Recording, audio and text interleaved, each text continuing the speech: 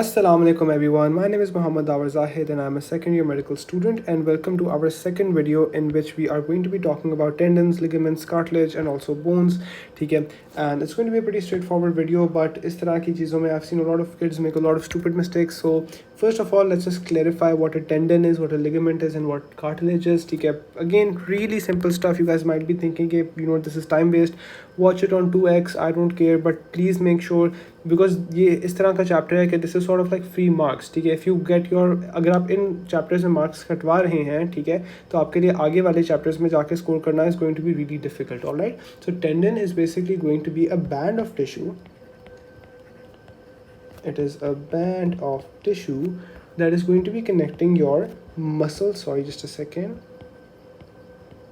muscles to bone. Okay, so that is what we have, band of tissue connecting muscles to bone. Okay, so what is a ligament? A ligament is essentially an elastic band of tissue. Okay, I will just say band of tissue that is going to be connecting your bones to bones. All right, bones to bones. Okay, and what is a cartilage? A cartilage, okay, so this is something जो कि थोड़ा सा बच्चों को bother करती है, लेकिन a cartilage is essentially this soft gel-like padding between bones. Okay guys, इसको ना थोड़ा सा हम understand कर लेते हैं. Let's say कि this is our tibia. Okay, tibia is the main bone in your leg. All right, and this is, let's say, your femur.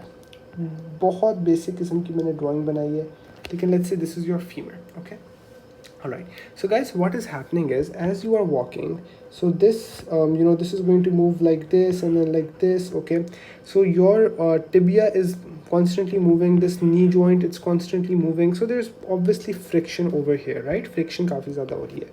तो हमारे पास ना what we have is, just give me a second, just एक second दीजिएगा.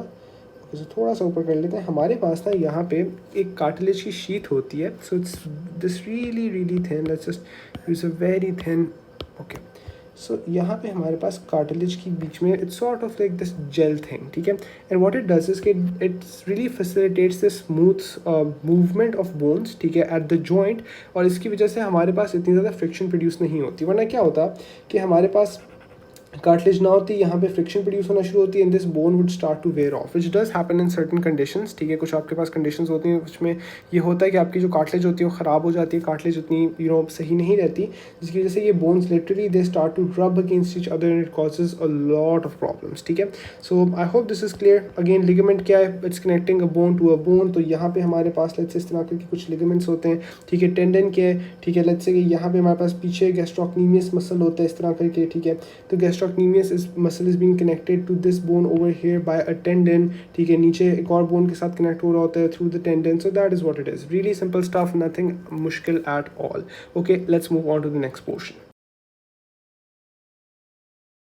Okay guys, काफ़ी simple बातें हैं. ठीक है, let's just quickly get done with this. Attachment, first of all, your tendons are going to be attached muscle to bone. ठीक है, they're going to be attaching your muscles to the bones, and your ligaments are going to be attaching the bones to the bones. ठीक है, pretty simple.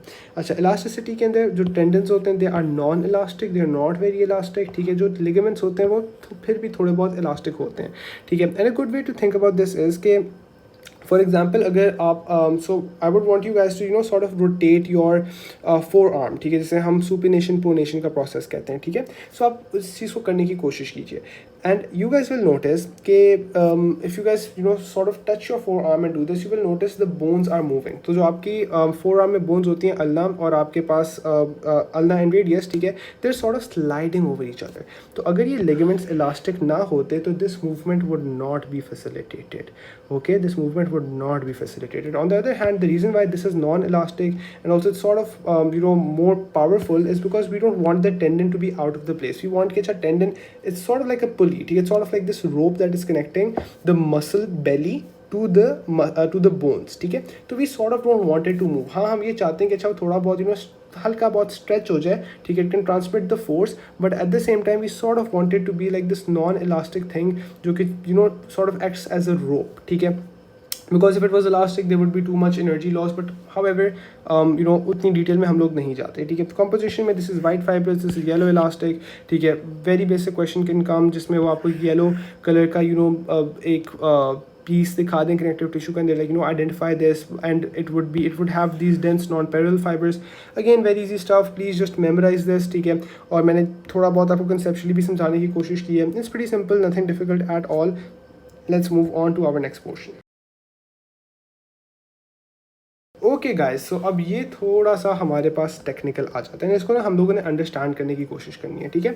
सो हमारे पास हो क्या रहा है कि we have a cartilage and we have bone, ठीक है. I have seen a lot of questions, ठीक है, coming in your MD CAT and your other exams इस टॉपिक के रिलेटेड. तो let's sort of it's easy, not that difficult, लेकिन इसको हम अच्छी तरह कर लेते हैं. ओके, सो हमारे पास हो क्या रहा है कि cartilage is the soft connective tissue, ठीक है. It's soft, it's not that difficult, it's not that tough. If it was tough there would be a lot of friction, we don't want that happening. Bones obviously they need to be hard, ठीक है. अच्छा, location क्या है हमारे पास, again ये मैंने आपको बना के भी दिखाया था, end of the bone at joints, ठीक है. ये देख रहे हैं, ये जॉइंट है, ये एक बोन का एंड है, this is the tibia, this is the femur, ठीक है, and this is where the cartilage is present, ठीक है. अच्छा, बोन्स के हैं. अच्छा हाँ, this thing is written in your books, in your federal books, which is why I have written it over here as well, कि वो bones की लोकेशन को ना क्लासीफाई करते हैं. दे से कि it's the attachment site of muscles. Bones are sort of, उनकी dictionary के अंदर it's sort of like bones are acting as these attachment sites for different muscles, ठीक है. काफ़ी सिंपल सी बात है, लेकिन अगर वो पूछें तो इस चीज़ को ज़रा जहन में रख लीजिएगा, ठीक है. Cartilage is type 2, it's loosely packed and bone is densely packed. Make sense right, क्योंकि bone is much more it's tougher, ठीक है. अच्छा, ये चीज़ थोड़ी सी इंपॉर्टेंट है. मिनरल डिपॉजिट्स, मिनरल डिपॉजिट से हमारा मतलब है कैल्शियम. कैल्शियम का एक specific you could say it's a specific salt of calcium, ठीक है. दैट इज़ एसेंशियली होता है कि हमारे पास ना एक इस तरह करके एक बना हुआ होता है मैट्रिक्स, ठीक है. We look at this right now, ठीक है. So we sort of have this matrix, और इस मैट्रिक्स के अंदर हमारे पास ना, I will just use highlighter. So we sort of have this deposits, जो ग्रीन कलर की चीज़ें देख रहे हैं आप, डिपॉजिट्स होते हैं, ठीक है. And these deposits are what, these are mineral deposits, and this is what gives your bones their characteristic rigidness, their characteristic toughness and all of these things. Sorry यहाँ पे स्पेलिंग्स मैंने गलत लिखे हुए हैं. अच्छा, यहाँ का जो मैट्रिक्स है ना, because the matrix is not, इसमें मिनरल डिपॉजिट्स नहीं है, यहाँ पे मिनरलाइजेशन नहीं हुई हुई, it is flexible and it needs that flexibility, ठीक है. Because it needs to sort of not provide that much resistance, and it sort of has to be this windbreaker of sorts, ठीक है. अच्छा, यहाँ पे जो वो है इट्स क्वाइट रिजिड, ठीक है, क्वाइट सिंपल, ठीक है. मैंने समझा दिया, बिकॉज मिनरल डिपॉजिट्स आए हुए होते हैं जिसकी वजह से ये रिजिड हो जाता है, ठीक है.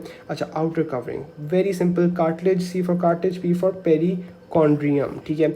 एंड इन बोन पेरिओस्टियम, ठीक है. द वर्ड ऑस्टियम और ऑस्टो, वील सी ऑस्टियो, ठीक है, we'll see it literally means bone, ठीक है. अच्छा, अब vascular nature, you guys need to understand this. Essentially guys, जो हमारी bones होती हैं ना, ठीक है, so most of our bones, ठीक है, especially in childhood, they are actually a source of hematopoiesis, ठीक है, कि वहाँ पे उस टाइम पे हमारे पास blood cells बन रहे होते हैं, ठीक है. so that is what the bones are doing. so vascular nature का basically ये मतलब है कि जो आपकी bones होती हैं, अगर मैं एक bone का एक cross section जल्दी से बनाने की कोशिश करूँ, तो your bone sort of has these blood vessels running through it, ठीक है. एक मैट्रिक्स अंदर बना हुआ होता है, ठीक है, और उसमें let's say this is the matrix, ठीक है, एंड मैट्रिक्स में मिनरलाइजेशन हुई भी होती है, ठीक है. so this is the entire thing is mineralized, there is blood vessels running through it. it's a very, bones are not dead, ठीक है. like if you think bones are just like sort of like this iron का structure जो कि बस present है, it's like dead, that is not the case. bones are living, ठीक है. and if you have necrosis of bones, that can give you a lot of problems. तो anyways, वो जो बोन्स होती हैं उनके अंदर हमारे पास एक पूरा वैस्कुलर नेट होता है. We have these different types of capillaries, all of these things. Cartilage on the other hand is not going to have any of these things. Guys, अब एक छोटा सा मैंने यहाँ पे क्लिनिकल कोरिलेट शेयर करना है आप लोगों के साथ, जो कि थोड़ा सा इंपॉर्टेंट है, because if I was an examiner I would definitely test this. So guys, I would want you all to quickly tell me कि would bones be more difficult to heal और would cartilage be more difficult to heal? ठीक है, please pause the video and think about this. Okay, so you guys have probably thought about it now. Guys, generally, ठीक है, again, some bones are different, some cartilage is different. Generally, cartilage is more difficult to heal. ठीक है। Cartilage को heal करवाने में ज़्यादा मसला होता है। The reason is that cartilage does not have that good blood supply, the blood supply is really bad, ठीक है। ब्लड सप्लाई इतनी अच्छी नहीं है। अगर ब्लड सप्लाई अच्छी नहीं है तो I can't get my nutrients, I can't get my vitamin, I can't get my healing factors, ठीक है, and all of these things, जिसकी वजह से कार्टिलेज को हील करने में ज़्यादा टाइम लगता है। बोन को चले फिर भी उतना ज़्यादा टाइम नहीं लगता, ठीक है, कंपेरेटिवली, अगर आप परसेंटेज मैथ्स के हिसाब से करें, ठीक है। Just a small thing, wanted you guys to keep this thing in mind. Okay, we have talked about that, we have talked about the vascular nature. अच्छा, सेल टाइप्स, अच्छा यार कार्टिलेज में वी हैव कॉन्ड्रोसाइट्स, अगेन कुछ बच्चों ने और भी पढ़ी होंगी, ठीक है, there is a lot more, but for your exam purposes you have your exam in less than 2 months, ठीक है। तो अभी के लिए आपको थोड़ा सा होश में रहिए और कॉन्ड्रोसाइट्स को ही याद रखिए, this is all that you need to know, ठीक है। बोन्स में we have different things, we have osteocytes, osteoblast, osteoclast, osteogenic cells, all of these different cell types, and we will be discussing them in future videos because this is very important. You need to know कौन से bone laying cells होते हैं, कौन से bone destroying cells होते हैं, ठीक है, इनके क्या purposes होते हैं। anyways, okay guys, so further classifications में cartilage के पास एक hyaline cartilage होता है, एक fibrous cartilage होता है, एक elastic cartilage होता है। थोड़ा सा हम इसको पढ़ेंगे, लेकिन आप ये ज़्यादा जाके अपने musculoskeletal module में पढ़ेंगे when you guys are inshallah doing your MBBS, ठीक है।